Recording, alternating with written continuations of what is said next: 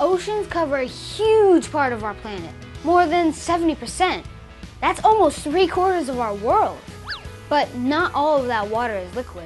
Maybe you live in a place that gets cold enough to snow.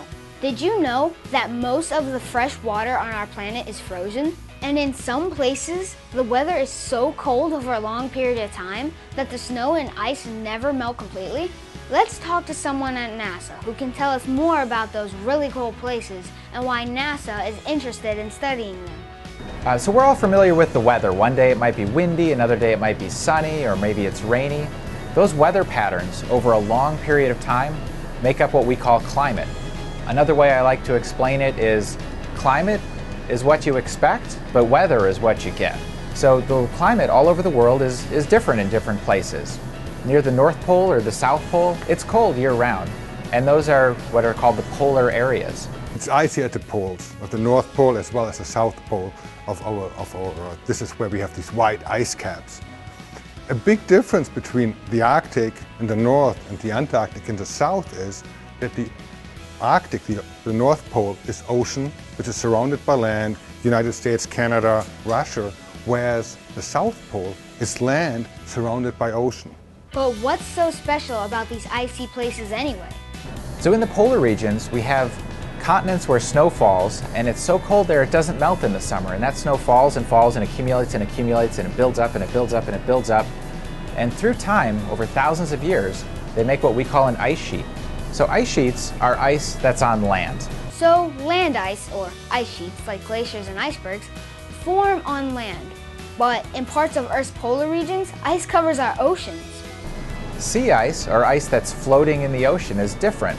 Sea ice is formed when ocean water gets cold and gets down to 0 degrees C or 32 degrees Fahrenheit, and that seawater freezes.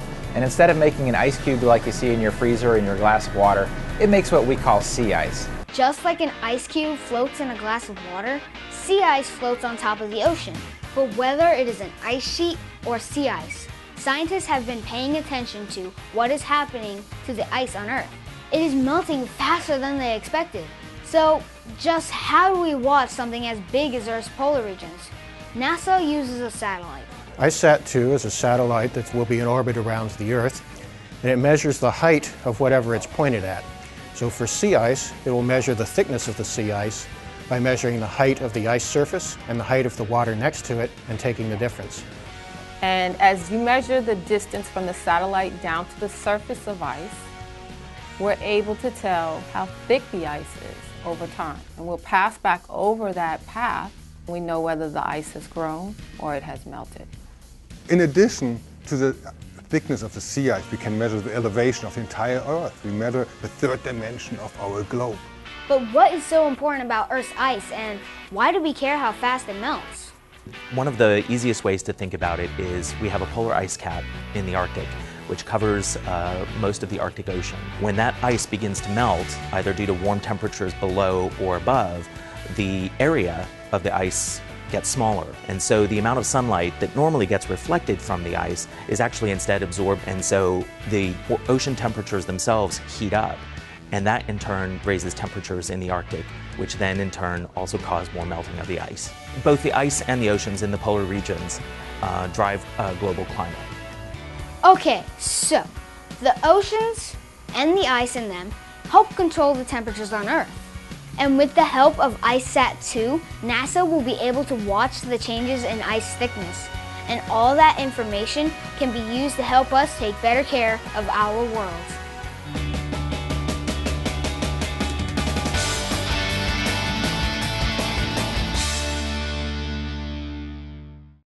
Our world!